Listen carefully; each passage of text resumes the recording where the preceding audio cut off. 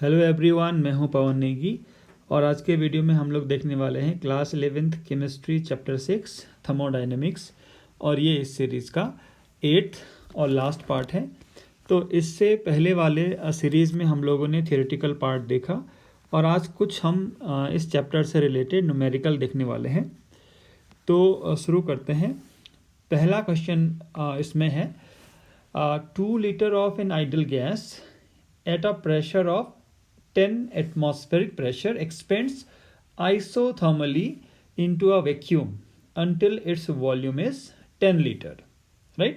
तो क्वेश्चन में क्या है, हमारे पास एक गैस है जिसका वॉल्यूम कितना है, 2 लीटर है और किस प्रेशर पे है, ये है 10 एटमॉस्फेरिक प्रेशर पे है।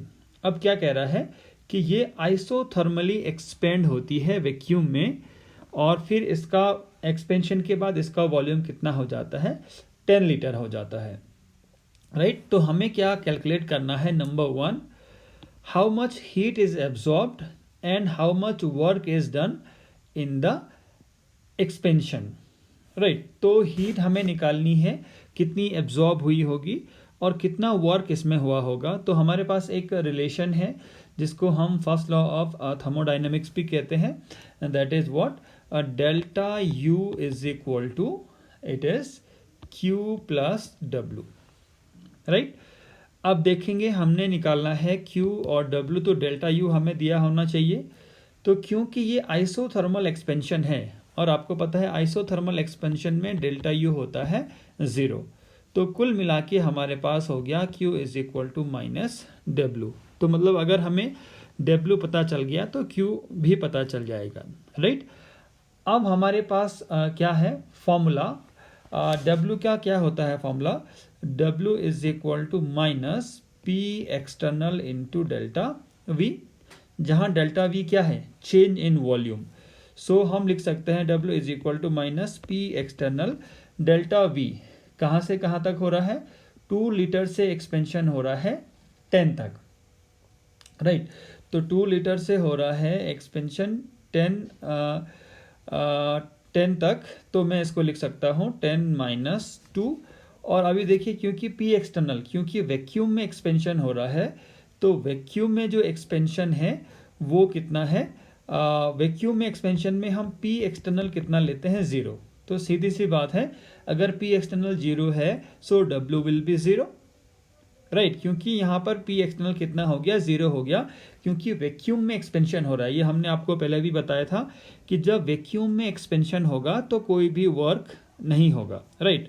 सो W is equal to 0, if W is equal to 0 then Q will also be equal to 0।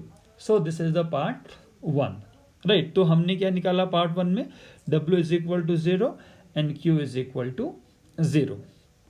इसके बाद दूसरा पार्ट देखिए, how much heat is absorbed if this system expands against a constant external pressure of 1 atmospheric pressure। अब आप देखिए यहाँ पर जो एक्सटर्नल प्रेशर है वो 0 नहीं है, वो कितना है, 1 एटमॉस्फेरिक प्रेशर है। So how much heat is absorb, तो कितना हीट एब्जॉर्ब हुआ होगा, तो again formula is Q is equal to minus W। अभी भी आइसोथर्मल प्रोसेस ही है। अब देखिए W का फॉर्मूला क्या है, माइनस तो इसमें पहले से ही है, W is equal to minus P external delta V, तो माइनस माइनस प्लस हो जाएगा, it is P external delta V। बहुत सिंपल है। अब देखिए P एक्सटर्नल कितना है, P external is 1 atmospheric pressure, delta V कितना हो रहा है, 2 से 10 तक जा रहा है, सो इट इज 10 माइनस 2, तो इट इज 8। क्योंकि ये लीटर में है सो लीटर में लिख दूं, और प्रेशर किस में था, एटमॉस्फेरिक में। सो this is the heat absorbed, right? क्योंकि एक्सपेंशन हो रहा है तो इसका मतलब है क्या होगा, हीट एब्जॉर्ब होगा, ठीक? तीसरा जो पार्ट है इसका, this is what, how much heat is absorbed if the expansion is conducted reversibly, right? तीसरे में क्या है, जो एक्सपेंशन हो रहा है वो रिवर्सिबल हो रहा है। अब आपको हमने बताया है जब रिवर्सिबल एक्सपेंशन होता है तब हमने निकाला है the formula of work done, आपको याद होगा। सो हम इसमें देखते हैं क्या है, Q is equal to minus W अभी भी होगा, और W इज इक्वल टू कितना होता है, minus 2.303 nRT log V2 over V1, right. तो आपको शायद याद होगा ये हमने डिराइव किया है फॉर्मूला। अगर आपको डाउट है कैसे डिराइव किया है फॉर्मूला तो आप पिछला वीडियो देख सकते हैं। So Q is equal to 2.303 nRT log V2 over V1, right, nRT log V2 over V1। अब आप देखिए R तो हमें पता है, क्या हमें T भी पता है? तो T भी हमें ऐसे नहीं दिया हुआ है, राइट। N भी हमें पता नहीं है, तो हम nRT की जगह में क्या लिख सकते हैं? क्योंकि हमें पता है, क्योंकि ये आइडियल गैस के लिए, तो हम लिख सकते हैं PB is equal to nRT। हम लिख सकते हैं PB is equal to nRT। तो पूरा का पूरा जो nRT है उसकी जगह में हम क्या लिखेंगे? हम लिखेंगे PV, right. So Q will be equal to 2.303 nRT की जगह में PV log V2 over V1। अब हमें केवल वैल्यूज पुट करनी है, राइट। तो देखिए क्या क्या वैल्यूज हम रख सकते हैं जो हमें दी हुई हैं। तो देखिए हमारे पास आया formula Q is equal to 2.303 PV log V2 over V1। So 2.303 P की वैल्यू हम कितना रखेंगे, राइट। P की वैल्यू हम रखेंगे 10 atmosphere, right, against the 10 atmospheric pressure. तो हमने रख दिया 10। इनिशियली गैस का वॉल्यूम कितना था? 2 लीटर, जो बाद में एक्सपेंड होके कितना हो गया? 10। सो it is log 10/2, right. So 2.303 into 10 into 2 into log 5। अब log 5 की वैल्यू फिलहाल आप कैलकुलेटर से रख के पुट कर लेंगे। और कैसे हम इसको एग्जाम में निकालते हैं, क्योंकि एग्जाम में कैलकुलेटर अलाउड नहीं होगा, तो वहाँ हम कैसे निकालेंगे ये हम नेक्स्ट चैप्टर में सीखेंगे, राइट। तो जब आप इसको log 5 की वैल्यू निकालेंगे फ्रॉम द कैलकुलेटर, तो आप इसमें लिखेंगे log 5 की जगह क्या होगा? 0.699। तो जब आप इसको कैलकुलेट करेंगे तो यहाँ से आ जाएगा amount of heat absorbed in joule, right. तो बहुत सिंपल है, आपको ये पता होना चाहिए जब रिवर्सिबल प्रोसेस है तो हम ये वाला फॉर्मूला लगाएंगे, राइट, और बाकी टाइम में हम ये वाला फॉर्मूला लगाएंगे। सिंपल। सो आई होप आपको ये क्वेश्चन समझ में आया होगा। तो इस तरीके के क्वेश्चन आपको जरूर एग्जाम में देखने को मिलेंगे, राइट। दूसरा क्वेश्चन हम देखते हैं। If water vapour is assume to be a perfect gas, right. Water vapour को हम क्या एज्यूम कर लेते हैं? It is a perfect gas. Molar enthalpy change for vaporisation of 1 mole of water at 1 bar and 100 degrees Celsius is 41 kilojoule per mole. Calculate the internal energy change. कब? When 1 mole of water is vaporized at 1 bar and 100 degrees Celsius। मतलब इन conditions में क्या है, जो water है वो vaporise हो रहा है। तो वाटर वेपराइज होने का मतलब है पार्ट ए में हम देखेंगे H2O, क्योंकि ये लिक्विड स्टेट में है, सो it is changing into gaseous state H2OG। तो इस रिएक्शन के लिए क्या पूछ रहा है? आपको निकालना है इंटरनल एनर्जी का चेंज, राइट। तो क्वेश्चन को अटेम्प्ट करने से पहले हमें ये पता होना चाहिए कि क्वेश्चन में क्या क्या इन्फॉर्मेशन दी है और उनसे हम क्या निकाल सकते हैं, राइट। तो हमें निकालना है इंटरनल एनर्जी का change delta U is equal to question mark. दिया क्या है हमें? हमें दिया है मोलर एंथैल्पी चेंज, मतलब हमें डेल्टा H का चेंज दिया है। So delta H is given 41 kilojoule पर मोल, यही तो दिया है। तो इससे हमें क्या निकालना है दोस्तों? डेल्टा U निकालना है, राइट। तो हमारे पास कोई रिलेशन है क्या डेल्टा U और डेल्टा H के बीच में? तो एक बहुत आसान सा फॉर्मूला मैंने आपको बताया है। Delta U is equal to delta H plus delta NGRT। ये कैसे डिराइव किया है ये हमने सीखा है पहले। तो यहाँ से अगर हम डेल्टा H की वैल्यू पुट कर दें तो हो जाएगा।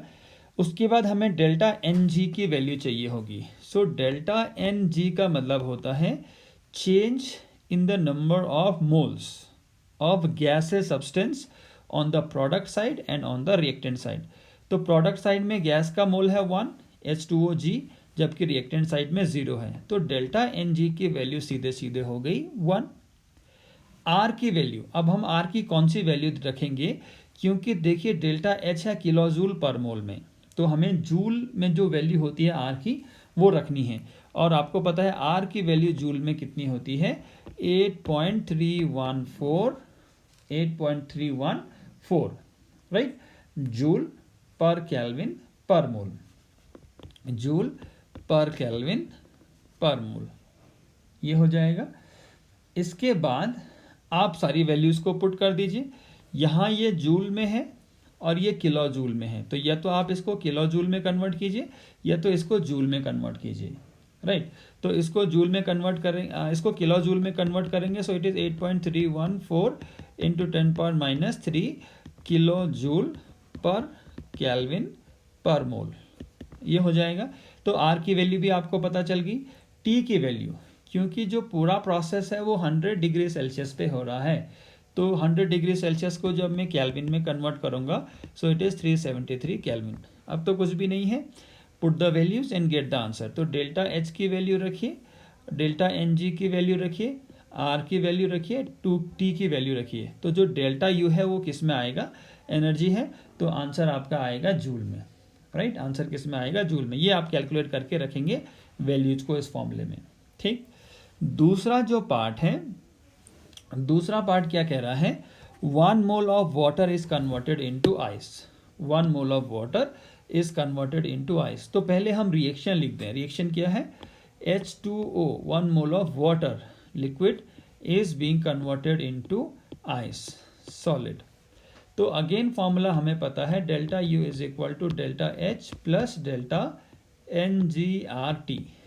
तो डेल्टा NG पहले चाहिए होगा, तो डेल्टा NG क्या कहता है, number change in number of moles of gases on the product and reactant side.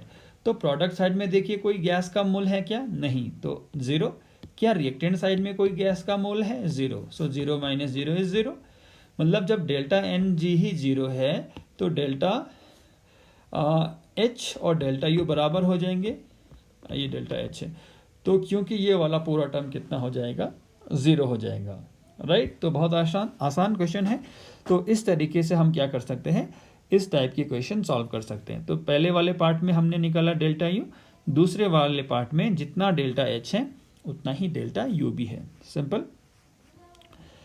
इसके बाद देखिए तीसरा क्वेश्चन हम देख रहे हैं, calculate the heat that must be supplied to raise the temperature of 2 kg of water from 25 degree Celsius to its boiling point, मतलब 100 degree Celsius at atmospheric pressure, 1 atmospheric pressure पे बात हो रही है।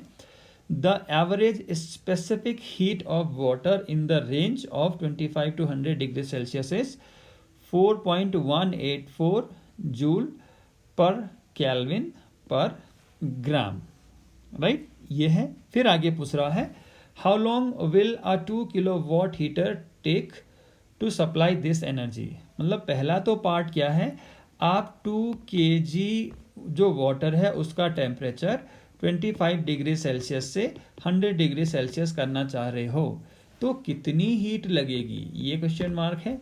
दूसरी बात, वो हीट को देने के लिए आपके पास 2 किलोवाट या 2000 वाट का हीटर है, तो वो कितना टाइम लेगा, ये क्वेश्चन मार्क, राइट। तो आई होप आपको क्वेश्चन समझ में आया होगा। तो इस क्वेश्चन को करने से पहले आप इसमें देखिए कौन सा फॉर्मूला लगेगा, क्योंकि यहाँ स्पेसिफिक हीट दिया है, राइट, और आपको पूछा है हीट निकालिए। तो स्पेसिफिक हीट का फॉर्मूला हमें पता है, CS होता है is equal to Q by delta T into कितना उसका मास ग्राम में, किसी स्पेसिफिक अमाउंट ऑफ वाटर का मास, अगर वाटर का टेम्परेचर अगर आपने 1 डिग्री सेल्सियस से बढ़ाना है तो जो हीट लगती है that is what the specific heat. तो ये फॉर्मूला है दोस्तों। तो यहाँ से हीट आप निकालेंगे तो Q इज इक्वल टू हो जाएगा CS into delta T into M। तो हमें ये सब दिए होने चाहिए। CS कितना दिया है आपको, CS आपको गिवन है 4.184 joule per kelvin per gram, right. Delta T देखिए कहाँ से कहाँ तक पहुँचे हैं, 25 डिग्री सेल्सियस से 100 डिग्री सेल्सियस तक पहुँचे हैं, तो 75 डिग्री सेल्सियस का अंतर आएगा डेल्टा टी। अब देखिए सी एस में जो टेम्परेचर है वो केल्विन में है, तो यहाँ भी केल्विन में ही होना चाहिए। तो एक बात आप हमेशा याद रखेंगे, जब भी आप टेम्परेचर का डिफरेंस निकालेंगे, सो 75 डिग्री सेल्सियस जो डिफरेंस इन टेम्परेचर है वो 75 केल्विन ही होगा। आप इसको केल्विन में कन्वर्ट करके इसमें 273 ऐड मत कर देना। कैसे, देखिए क्योंकि हम डिफरेंस निकाल रहे हैं, तो अगर मुझे डिफरेंस केल्विन में चाहिए तो दोनों टेम्परेचर को या तो मैं पहले केल्विन में कन्वर्ट करूं, तो ये कितना हो जाएगा 298 केल्विन, और ये हो जाएगा 373 केल्विन। तो अगर आप इसका डिफरेंस करेंगे तो ये 75 केल्विन ही तो आएगा, राइट। तो ये डिफरेंस की बात हो रही है, टेम्परेचर की बात नहीं हो रही है। सो डिफरेंस में 75 डिग्री सेल्सियस हो को ही हम कितना लेंगे, 70 केल्विन लेंगे, क्योंकि यहाँ को पहले इन दोनों को आपको केल्विन में कन्वर्ट करना पड़ेगा, फिर आप डिफरेंस निकालेंगे तो वो 75 ही आएगा, राइट। इसके बाद हमें है मास, तो मास हमारे पास कितना दिया है 2 kg, और क्योंकि ये ग्राम में है यहाँ CS, तो ये भी ग्राम में होना चाहिए 2000 ग्राम। तो यूनिट का बहुत बड़ा रोल है, राइट। तो अगर आप सही यूनिट नहीं पुट करोगे तो आपको आंसर सही नहीं मिलेगा। तो ये सारी वैल्यू जब हम पुट करेंगे तो Q is equal to CS की value 4.184 joule per kelvin per gram, delta T 75 kelvin, और मास कितना है 2000 ग्राम। तो आपको ये सारी जो वैल्यू कैलकुलेट करके मिलेगी ये जूल में मिलेगी, राइट। चाहो तो आप उसको फिर किलो जूल में कन्वर्ट कर लो, तो इसको आप यहाँ से निकालेंगे जूल में। तो मान लीजिए ये इसको अगर आप सॉल्व करेंगे तो ये आएगा 6.28 इंटू 100, सॉरी ये आ जाएगा आपका 6.28 into 10⁻² kilo joule. Kilo joule क्यों लिखा, क्योंकि जूल में आएगा, उसको फिर आप 1000 से डिवाइड कर लो तो ये किलो जूल में आएगा, आंसर यहाँ जूल में आएगा, राइट। फिर उसको हमने किलो जूल में डिवाइड कर दिया। ये तो एक पार्ट है। दूसरा पार्ट क्या कह रहा है, दूसरा पार्ट कह रहा है, या इसको चाहो तो आप जूल में ही रहने दो, कोई फर्क नहीं पड़ता, इसको चाहो आप जूल में रहने दो, राइट। जो भी आंसर आएगा वो जूल में आएगा, राइट। ये सॉल्व आपने करना है। अब देखिए दूसरा पार्ट क्या कह रहा है कि हीटर को कितना टाइम लगेगा। हीटर कितने का है, हीटर है 2 किलोवाट का, मतलब 2000 वाट का, और 1 वाट इज इक्वल टू क्या होता है 1 जूल पर सेकेंड। सो 2000 जूल पर सेकेंड, मतलब जो हीटर है वो 2000 जूल एनर्जी दे रहा है 1 सेकेंड में, राइट। तो जितना एनर्जी इसको चाहिए जूल में, उसको देने में कितना टाइम लगेगा। So time will be equal to Q, जो टोटल एनर्जी यहाँ आई जूल में, डिवाइडेड बाय हीटर की जो पावर है बाय 2000, राइट। तो आप सॉल्व करेंगे तो ये किस में आएगा, सेकेंड्स में आंसर आएगा, उसको आप मिनट या आवर्स में भी कन्वर्ट कर सकते हैं, राइट। जो कैलकुलेशन वाला पार्ट है वो आपको ही करना पड़ेगा। तो इस तरीके से हमने ये वाला क्वेश्चन किया। तो बहुत सिंपल है, इसमें फॉर्मूला कौन सा लग रहा है, फॉर्मूला लग रहा है स्पेसिफिक हीट का, राइट। इसके बाद देखिए नेक्स्ट क्वेश्चन है, next question is a chemist while studying the properties of gases C2F2Cl2, ये क्या है, एक क्लोरोफ्लोरोकार्बन है, CFC जो आपने नाम सुना होगा, which is responsible for the depletion of ozone layer, right. ये एक रेफ्रिजरेंट की तरह यूज होता है। कूल्ड अ 1.25 ग्राम सैंपल किसका है, क्लोरोफ्लोरोकार्बन का, at constant atmospheric pressure of 1 atmosphere from 320 to 293 kelvin. तो क्या किया गया है, 1.25 ग्राम सैंपल ऑफ CFC को ठंडा किया गया है, उसका टेम्परेचर कम किया गया है from 320 to 293, right. During cooling the sample volume decreases from 274 to 248 ml, उसका वॉल्यूम भी डिक्रीज हुआ।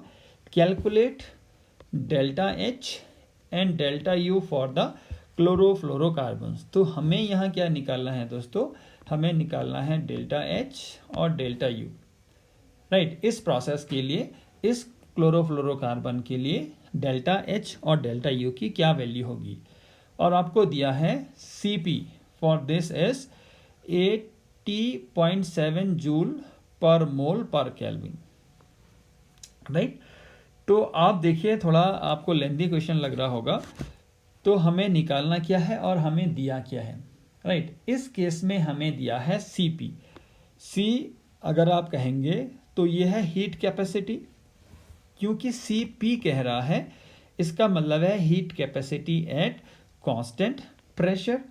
Heat capacity at constant pressure, आपको पता है हीट कैपेसिटी भी दो टाइप की होती है, constant pressure and constant volume, ऐसा भी हमने देखा था। इसकी वैल्यू अगर आप देखेंगे तो ये है 80.7 जूल पर मोल पर केल्विन। पर मोल मतलब ये क्या है, मोलार हीट कैपेसिटी है, राइट। मोलार हीट कैपेसिटी भी मैं आपको बता चुका हूँ।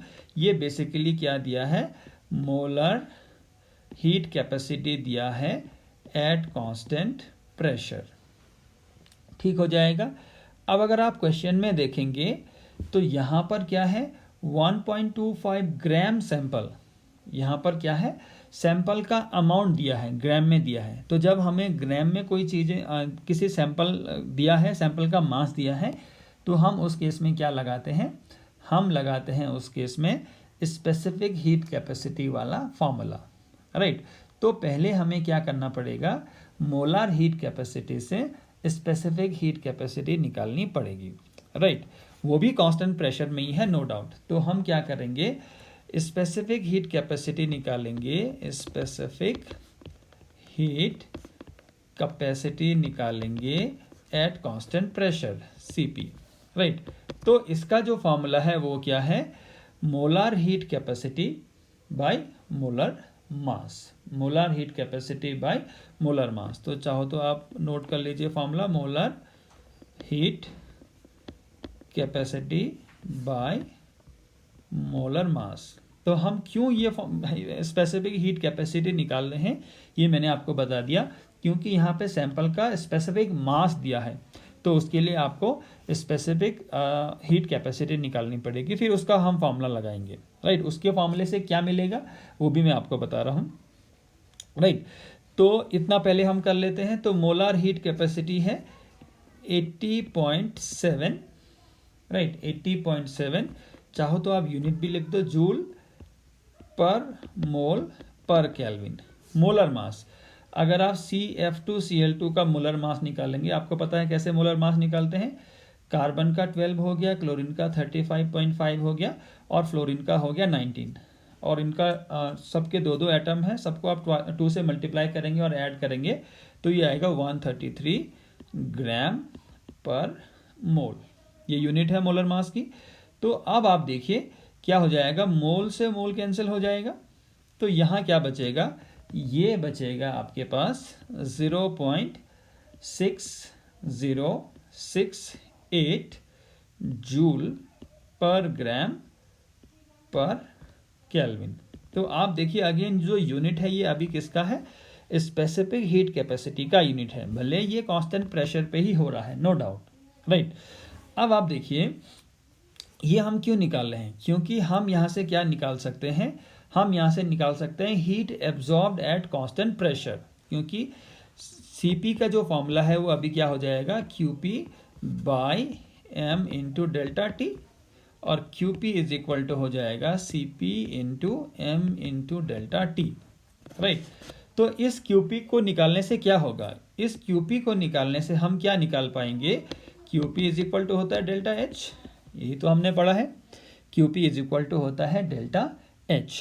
तो सिंपल सी बात है, अब सारी वैल्यूज पुट कर लीजिए, तो यहाँ से Qp की वैल्यू आ जाएगी, Cp की वैल्यू हमने निकाली है 0.6068, राइट। m की वैल्यू कितनी है 1.25 ग्राम, डेल्टा T आप देखिए टेम्परेचर कितना से कितना चेंज हो रहा था, 320 से 293, राइट। तो ये कितना टेम्परेचर है, 27 केल्विन का टेम्परेचर का डिफरेंस है, राइट। तो इस सब को जब आप सॉल्व करेंगे तो ये आ जाएगा 20.48 जूल, ये है QP, और यही क्या है दोस्तों, डेल्टा H, राइट। अब आप देखिए ये डेल्टा H आ गया। इसमें एक और बात ध्यान देने वाली है, क्योंकि हीट इवॉल्व हो रहा होगा, राइट, क्योंकि आप टेम्परेचर कम कर रहे हैं सैंपल का, तो हीट क्या हो रही होगी, इवॉल्व हो रही होगी, और हीट जब इवॉल्व हो रही है तो डेल्टा H क्या होगा, नेगेटिव। सो डेल्टा H की वैल्यू आ जाएगी -20.48 जूल, क्योंकि क्या हो रहा है, हीट इज बीइंग इवॉल्व। ये आपको समझ में आई बात।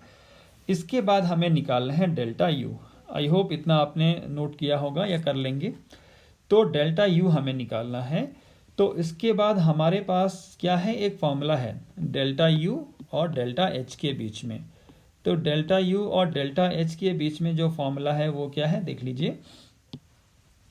फॉर्मूला हमें पता है, हम पहले भी यूज कर चुके हैं, delta U is equal to delta H plus delta NGRT, right. अब डेल्टा NGRT का फॉर्मूला यहाँ पर लग पाएगा क्या, क्योंकि कितने मोल चेंज हो रहे हैं गैस के ऐसा कुछ नहीं दिया है, राइट, ऐसा कुछ रिएक्शन में दिया नहीं है, केवल आप टेम्परेचर कम कर रहे हैं। तो हम इस, और साथ में क्या हो रहा है, वॉल्यूम का चेंज पर आपको दिया है, साथ में कांस्टेंट प्रेशर पे ये रिएक्शन हो रही है, ये भी दिया है। तो हम इस फॉर्मूले को चेंज कर लेते हैं किसमें, delta U is equal to delta H plus P delta V। आपको याद होगा ये वाला जो फॉर्मूला है हमने बेसिकली यहीं से डिराइव किया है, राइट। तो हम ये रख लेते हैं। So delta U is equal to हो जाएगा, H की वैल्यू रख दीजिए -20.48, P कितना है, 1 एटमॉस्फेरिक है, 1 एटमॉस्फेरिक है।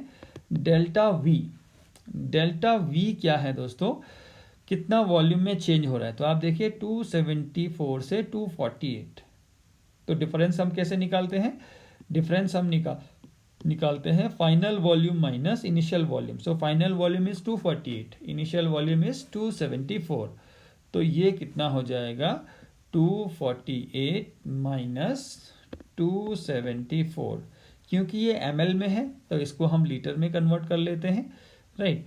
तो इसको 1000 से हमने डिवाइड कर दिया। तो इस सब को जब आप कैलकुलेट करेंगे तो आपके पास क्या आएगा, डेल्टा U की वैल्यू आएगी और वो जूल में होगी 17.84 जूल, राइट। तो क्वेश्चन बहुत लेंदी लग रहा था, बट बहुत सिंपल सा कॉन्सेप्ट से ये क्वेश्चन हो गया, सिंपल। इसके बाद नेक्स्ट क्वेश्चन हम देखते हैं, ये है बेसिकली हैशेस लॉ का क्वेश्चन, जो मैं एक पहले भी करा चुका हूँ। तो देखिए है क्या, calculate the enthalpy of formation of ethyl alcohol from the following data. तो आपको कुछ डेटा गिवन है, क्या है, इथाइल एल्कोहल और ऑक्सीजन की रिएक्शन होके कार्बन डाइऑक्साइड और वाटर बन रहा है, इतनी एनर्जी रिलीज हो रही है। फिर कार्बन रिएक्शन कर रहा है ऑक्सीजन के साथ, इतनी एनर्जी रिलीज हो रही है। फिर हाइड्रोजन ऑक्सीजन के साथ रिएक्शन करके वाटर बना रहा है। तो इनको हम क्या मान लेते हैं, इसको मान लेते हैं इक्वेशन नंबर 1, इसको मान लेते हैं इक्वेशन नंबर 2, और इसको मान लेते हैं इक्वेशन नंबर 3। तो आपको निकालना क्या है, basically enthalpy of formation of ethyl alcohol.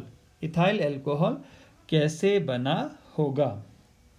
तो देखिए हम क्या करते हैं, मैंने आपको पहले ही बताया है, एक हम हाइपोथेटिकल इक्वेशन लिख लेते हैं जिसमें एल्कोहल बन रहा होगा। तो इथाइल एल्कोहल का फॉर्मूला है सिंपली C2H5OH। तो हमें क्या करना है, इसमें 2 कार्बन है तो लिख देना है 2 कार्बन, प्लस इसमें टोटल कितना हाइड्रोजन है, 6, मतलब 3H2, और एक ऑक्सीजन एटम है, तो एक ऑक्सीजन एटम का मतलब है हाफ O2। तो यही तो रिएक्शन हुई। इसी रिएक्शन के लिए हमने क्या निकालना है, एंथैल्पी चेंज निकालना है, क्योंकि ये एक्सपेरिमेंटली पॉसिबल नहीं है, इस रिएक्शन से कभी इथाइल अल्कोहल बनेगा ही नहीं। That's why we use Hess's law.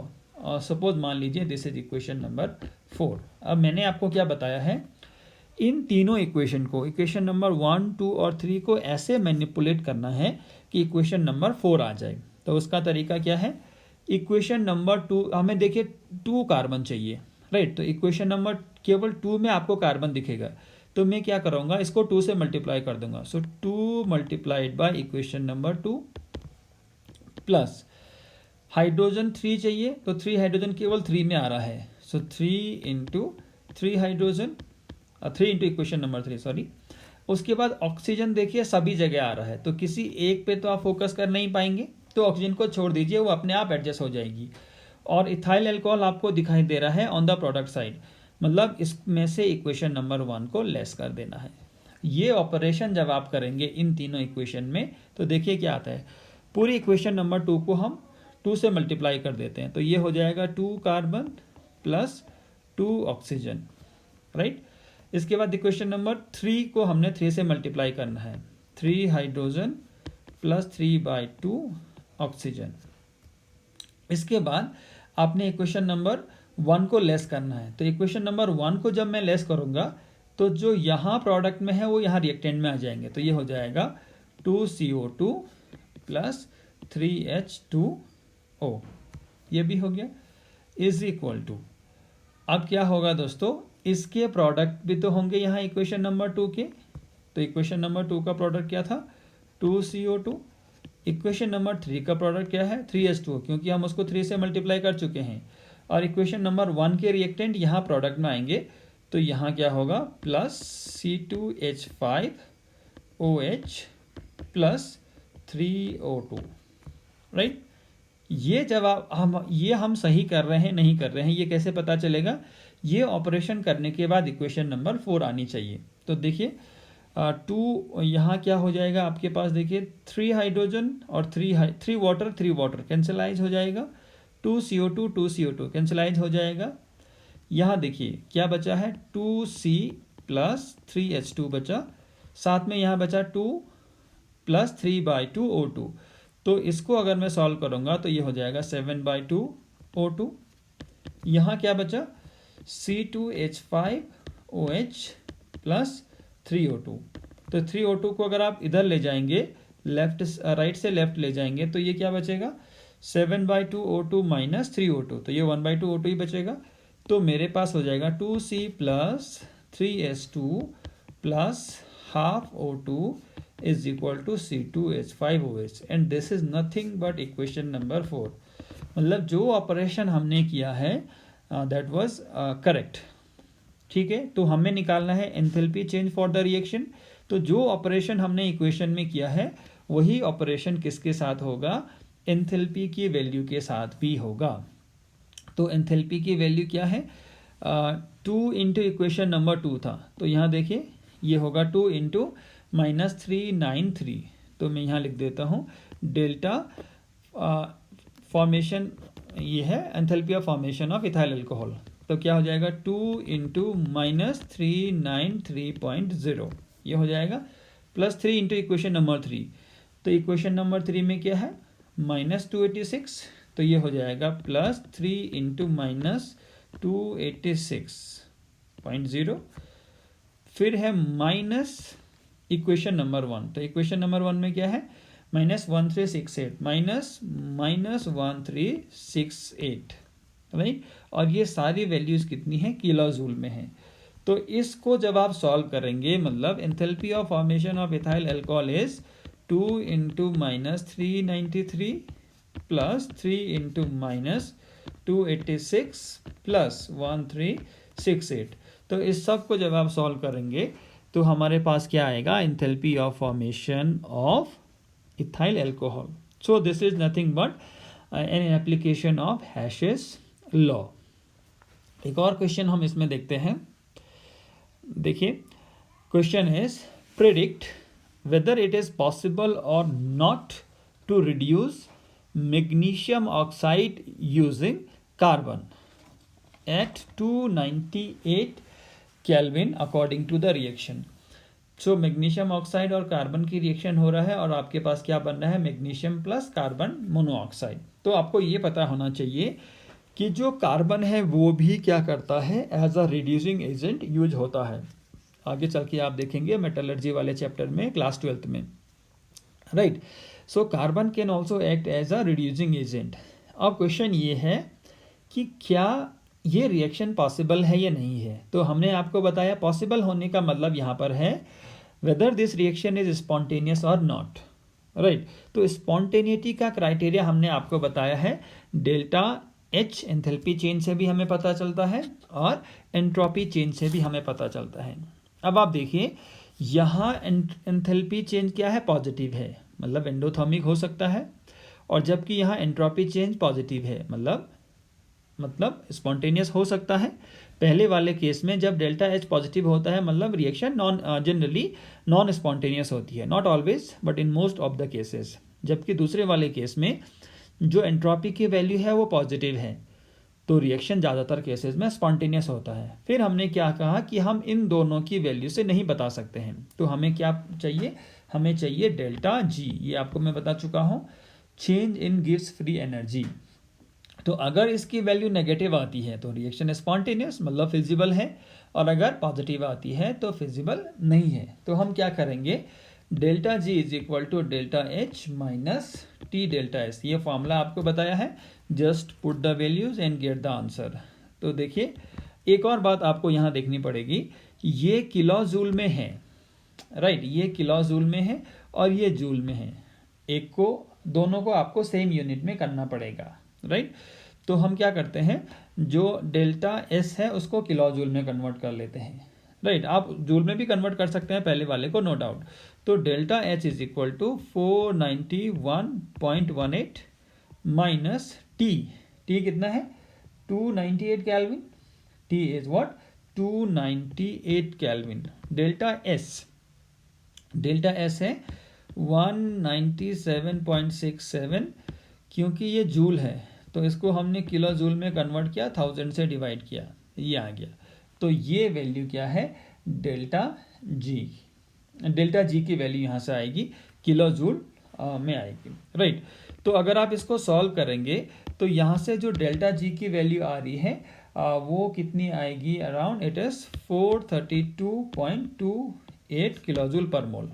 आप खुद से कैलकुलेट करके देखिए, हो सकता है इसमें थोड़ा बहुत मिस्टेक अगर होती है तो आप इसको देखिए, बट आपको खुद से कैलकुलेट करना है। Put the values and get the answer, not a big deal, right. So कुल मिला के मैं ये बताना चाह रहा हूँ कि यहाँ से डेल्टा जी की जो वैल्यू है वो पॉजिटिव है। पॉजिटिव है का क्या मतलब है, रिएक्शन इज स्पॉन्टेनियस, इसका मतलब है it is not possible to reduce magnesium oxide using carbon as a reducing agent at this temperature, ऐसा पॉसिबल नहीं है, राइट। तो फिर दूसरा पार्ट क्या कह रहा है, if not at what temperature the reaction becomes spontaneous, right. अगर नहीं है पॉसिबल तो किस टेम्परेचर पे रिएक्शन पॉसिबल होगा। तो आपको हमने लास्ट वाले लेक्चर में क्या बताया था कि अगर डेल्टा एच भी पॉजिटिव है और डेल्टा एस भी पॉजिटिव है तो रिएक्शन क्या होता है, हायर टेम्परेचर पे स्पॉन्टेनियस हो सकता है।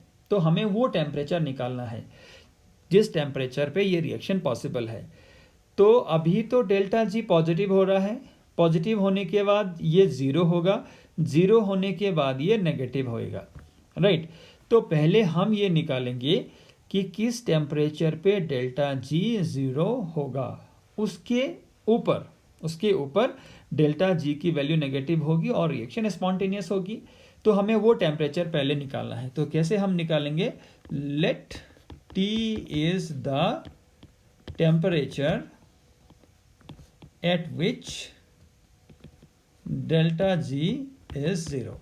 तो हमें फॉर्मूला लिखना है, delta G is equal to delta H minus T delta S। तो डेल्टा G अगर 0 हो गया तो क्या होगा, T इज इक्वल टू हो जाएगा delta H by delta S, सही लिखा है मैंने, T इज इक्वल टू हो जाएगा delta H by delta S।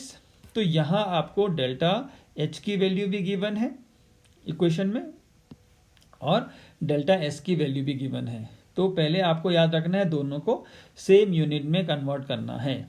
तो हम क्या लिख देंगे इनको, अगर हम किलो जूल में कन्वर्ट कर देंगे तो क्या आ जाएगा, राइट। तो आपको इसको किलो जूल में कन्वर्ट करना है, तो यहाँ से हम क्या निकालेंगे, टी की वैल्यू हमारे पास आ जाएगी। तो टी की वैल्यू जब आप सॉल्व करेंगे दोनों की वैल्यू पुट करके, तो ये आता है 2484.8 केल्विन। ये क्या आई है दोस्तों, किसकी वैल्यू आई है, डेल्टा डेल्टा, सॉरी ये आई है टी की वैल्यू, राइट। यहाँ डेल्टा एस की वैल्यू थी जूल पर केल्विन पर मोल, राइट। आपको एक बार यूनिट में समझा दूं, डेल्टा एच का जो यूनिट है वो है किलो जूल, ये किलो है, राइट, किलो जूल पर मोल। और डेल्टा एस का जो यूनिट है वो क्या है, joule per kelvin per mole. ये जो के है ये केल्विन डिनोट कर रहा है, राइट। और यहाँ ये जो के है ये किलो डिनोट कर रहा है, राइट। इसमें कंफ्यूज नहीं होना है। इसीलिए तो जब आप सॉल्व करेंगे तो यहाँ से टी का वैल्यू किस में आएगा, केल्विन में आएगा, अदरवाइज तो केल्विन आएगा नहीं, राइट। तो ये है आपके पास केल्विन और मोल, जबकि ये है किलो। तो इस जूल को मैं किलो जूल में कन्वर्ट करूँगा, 1000 से डिवाइड करूँगा। तो अगर मैं वैल्यूज़ पुट करूँ तो डेल्टा एच की वैल्यू में क्या रख दूँगा, ये हो जाएगा, चलो मैं ये रख दूँगा, मैं इसको मैं इरेज कर देता हूँ, यहीं पे लिख देता हूँ। आई होप आपने इतना नोट कर लिया होगा। सो हमारे पास जो फॉर्मूला आया था वो आया था T is equal to delta H by delta S. तो डेल्टा एच क्या है आपके पास, 491.18, राइट। ये है kilo joule per mole, right. Divided by delta S की वैल्यू क्या है, 197.67। इसको मुझे किलो जूल में कन्वर्ट करना है, 10⁻³ जूल को kilo joule divided by kelvin and mole, right. इसको पर केल्विन एक ही चीज़ हम करेंगे, ये मैंने अगर डिवाइड का साइन लगा दिया है तो पर ये -1 नहीं लिखूंगा मैं, राइट। एक ही चीज़ कर पाएंगे, सो ये हो जाएगा, right. So it is 491.18 kilo joule per mole. ये है 197.67 into 10⁻³ kilo joule per kelvin per mole. अब आप देखिए किलो जूल से किलो जूल कन्वर्ट होगा, मोल से मोल कन्वर्ट होगा। यहाँ डिनोमिनेटर में है केल्विन तो ऊपर जाएगा, तो यहाँ से आपकी वैल्यू आ जाएगी T इज इक्वल टू 2484। आप खुद से कैलकुलेट करके देखें केल्विन। इसका मतलब है इस टेम्परेचर पे जो गिव्स एनर्जी चेंज है वो 0 होगा, तो इसके ऊपर अब वो क्या होगा, नेगेटिव होगा। इसका मतलब है the reaction is spontaneous above this temperature. तो आप देखिए हम किस पे रिएक्शन करा रहे थे, 298 केल्विन पे, राइट। और ये कितना है, 2484.8, बहुत ज़्यादा टेम्परेचर पे। मतलब जो रिएक्शन पहले नॉन स्पॉन्टेनियस थी वो बहुत ज़्यादा टेम्परेचर पे जाके क्या हो जाती है, स्पॉन्टेनियस हो जाती है ऐसे केसेस में, राइट। तो आई होप आपको ये समझ में आया होगा। And this was all about the numerical problem of thermodynamics. कुछ मैंने कराए हैं हर टाइप के एक, बाकी आप खुद से ट्राई कीजिए। इन केस कोई प्रॉब्लम होती है तो प्लीज़ आप कमेंट कीजिए। So this was part 8 of thermodynamics. और इसी के साथ ये पूरा चैप्टर काफ़ी लेंदी थियोरेटिकल भी था, वो हमने पूरा किया। And thank you very much for watching. Thank